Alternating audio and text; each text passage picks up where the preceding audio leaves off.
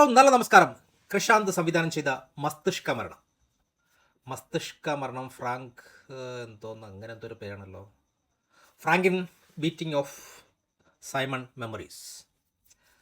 ഒറ്റവാക്കിൽ പറഞ്ഞാൽ ഇത് പൊട്ടനെ വട്ടനാക്കും, വട്ടൻ ബുദ്ധിമാന് ആണ് എന്ന് നമ്മൾ സമ്മതിക്കേണ്ടി വരും. അങ്ങനെ രണ്ട് വെർഷനാണ്. ഒന്നിൽ പൊട്ടനെ വട്ടനാക്കും, അല്ലെങ്കിൽ വട്ടനാണ് ശരിയെന്ന് നമ്മൾ സമ്മതിക്കേണ്ടി വരും.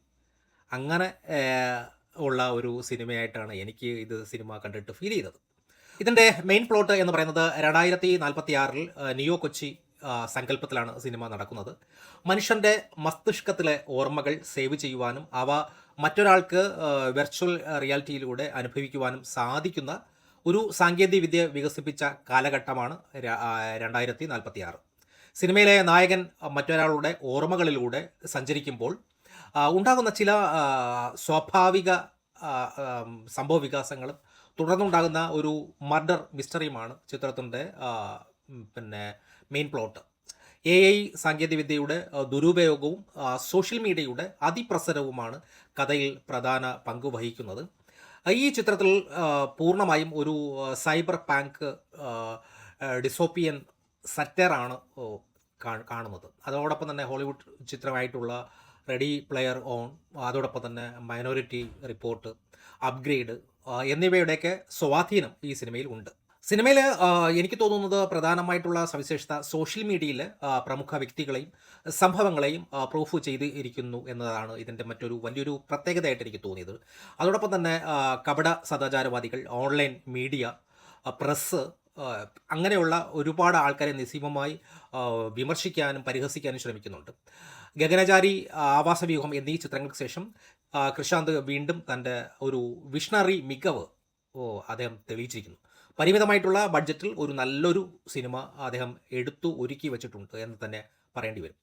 രജിഷ വിജയൻ ഒരു സൂപ്പർ സ്റ്റാർ കഥാപാത്രമായി രജിഷ വളരെ ഗംഭീരമായ പ്രകടനമാണ് കാഴ്ചവെച്ചത്. പ്രത്യേകിച്ച് കോടതി രംഗങ്ങളിൽ രജിഷയുടെ അഭിനയം വളരെയധികം ഗംഭീരമായിട്ട് എനിക്ക് ഫീൽ ചെയ്തു.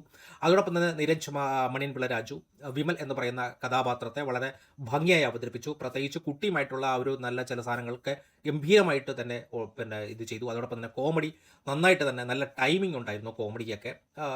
പിന്നെ നമ്മുടെ ജഗദീഷ്, വിഷ്ണു അഗസ്ത്യ, ദിവ്യപ്രഭ, സുരേഷ് കൃഷ്ണ, അതോടൊപ്പം തന്നെ നന്ദു, അങ്ങനെയുള്ളവരൊക്കെ അവരുടെ പ്രകടനവും വളരെ ഗംഭീരമായിട്ട് ആണ് എനിക്ക് ഫീൽ ചെയ്തത്.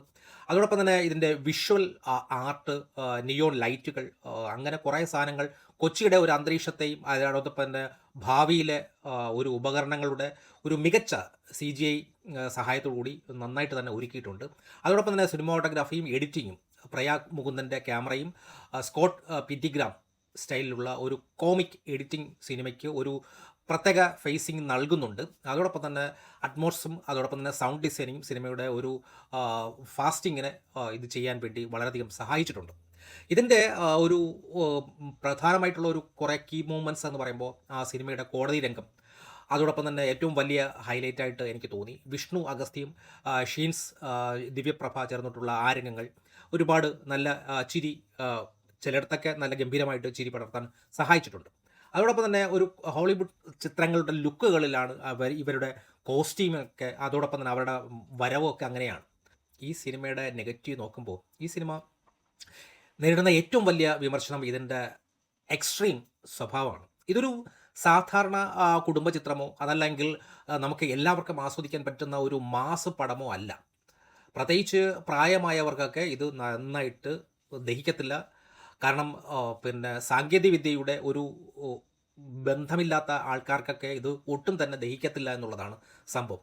അതോടൊപ്പം തന്നെ ജെൻസി സിനിമകൾ, അല്ലെങ്കിൽ മെമ്മറി ചിപ്പ്, VR, AI, അങ്ങനെ തുടങ്ങിയ ഒരുപാട് സാധനങ്ങളെ അടിസ്ഥാനമാക്കിയാണ് കഥ പറയുന്നത്. അതുകൊണ്ട് തന്നെ ഈ ലോകവുമായിട്ട് ബന്ധമില്ലാത്ത അല്ലെങ്കിൽ ഇതുമായിട്ട് ഒരു പരിചയമില്ലാത്തവർക്കൊക്കെ ഇത് ഒരു സിനിമ ഒരു വട്ട് സിനിമയായിട്ട് ഫീൽ ചെയ്യും എന്നതിൽ യാതൊരു സംശയമില്ല. എനിക്ക് രണ്ടിൻ്റെ ഇടയിലായിപ്പോയി എൻ്റെ ഒരു ഇത്. കാരണം വട്ടായോന്ന് ചോദിച്ചു കഴിഞ്ഞാൽ വട്ടാണോ എന്ന് വെച്ച് കഴിഞ്ഞാൽ വട്ടുമാണ്. അങ്ങനെ ഒരു ഫീലാണ് എനിക്ക് സിനിമ കണ്ടു കഴിഞ്ഞപ്പോൾ എനിക്ക് തോന്നിയത്. കാരണം കുറച്ച് നമുക്കും അറിയാം, ചിലത് അറിയത്തുമില്ല. അങ്ങനെയൊക്കെ അത് ഒരു കയാലപ്പുറത്തിരിക്കുന്ന തേങ്ങ പോലെ അങ്ങോട്ട് ഇങ്ങോട്ട് വീഴ എന്നുള്ള മനോഭാവത്തിലാണ് എനിക്ക് ഈ സിനിമ ഫീൽ ചെയ്തത്.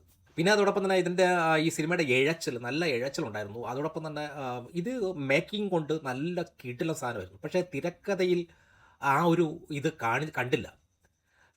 സിനിമയിലെ ഒരുപാട് രംഗങ്ങൾ റിപ്പറ്റേഷൻ വരുന്നുണ്ട്. അത് നല്ല രീതിക്ക് ഡിസ്റ്റർബായിട്ടാണ് എനിക്ക് തോന്നിയത്. പലപ്പോഴും ആ റിപ്പറ്റേഷൻ ബോറടിപ്പിക്കുന്നുണ്ട്.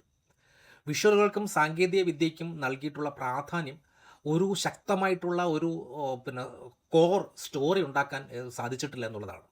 അതോടൊപ്പം തന്നെ ചാവസ് സൃഷ്ടിക്കുന്ന അഭിനയവും അതോടൊപ്പം തന്നെ അതിൻ്റെ വളരെ ഹൈ വോയിസും സിനിമയുടെ ആ ഒരു നല്ലൊരു നിലവാരത്തെ തകർത്തു കളഞ്ഞു എന്ന് തന്നെ പറയേണ്ടി വരും. സിനിമയുടെ പ്രൂഫും അതോടൊപ്പം തന്നെ സറ്റർ സ്വഭാവം നിലനിർത്താൻ വേണ്ടി താരങ്ങൾ സ്വീകരിച്ചിട്ടുള്ള ആ ഒരു ശൈലി ഉണ്ടല്ലോ, എല്ലാവർക്കും ഇഷ്ടപ്പെടണമെന്നില്ല. വളരെ ലൗഡ് ആക്ടിംഗ് ആണ്. അതായത് ക്യാരക്ടറുകൾ വളരെയധികം ലൗഡായിട്ട് അങ്ങ് സംസാരിക്കുന്നത്.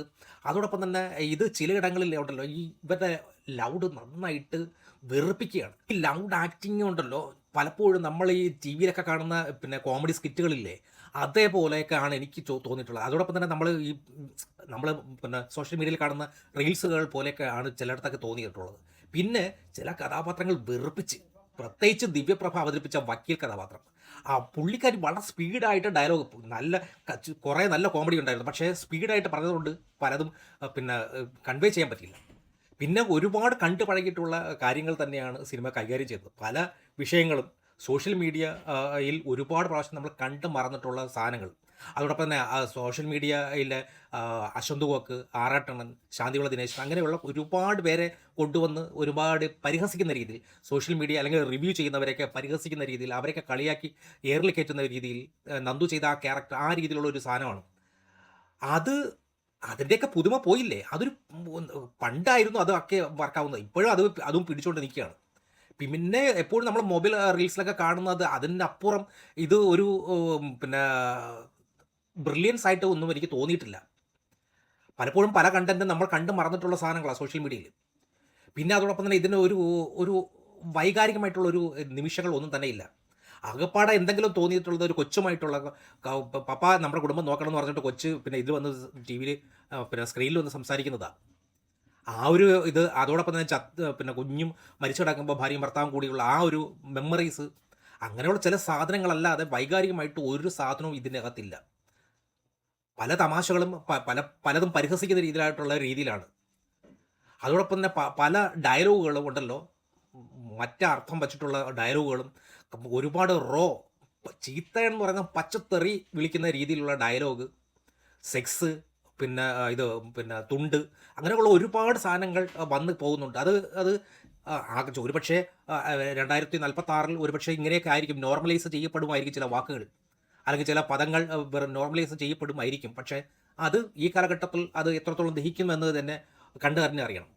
എന്തായിരുന്നാലും പിന്നെ മേക്കിംഗ് കൊണ്ടൊക്കെ നല്ല കീട്ടിലമായിരുന്നു. പക്ഷേ സ്റ്റോറി ബേസ് ഒട്ടും ഇതല്ല, ദഹിക്കത്തില്ല, പെട്ടെന്ന് കണക്റ്റ് ആവുന്നില്ല, എല്ലാവർക്കും ആസ്വദിക്കാൻ പറ്റുന്ന രീതിയിലല്ല ഈ സിനിമ ചെയ്തു വച്ചിരിക്കുന്നത് എന്നുള്ളതാണ്.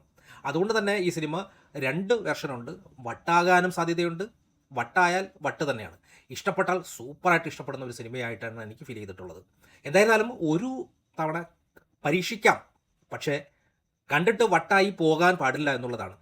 വട്ടായാൽ നമ്മൾ പറയും ഇതെന്തൊരു പടോടെ എന്ന് പറഞ്ഞിട്ട് ചീത്തയും വിളിച്ചിട്ട് പോകുന്ന ഒരു ഇതാവും. പക്ഷേ അത് ഇഷ്ടപ്പെട്ടാൽ, കാരണം അതിൻ്റെ മേക്കിംഗ് മറ്റു കാര്യങ്ങളും ഇതുമായിട്ട് അതിൽ എൻഗേജ്ഡ് ആകാൻ സാധിച്ചാൽ സൂപ്പർ ഫീലായിരിക്കും എനിക്ക് തോന്നുന്നത്.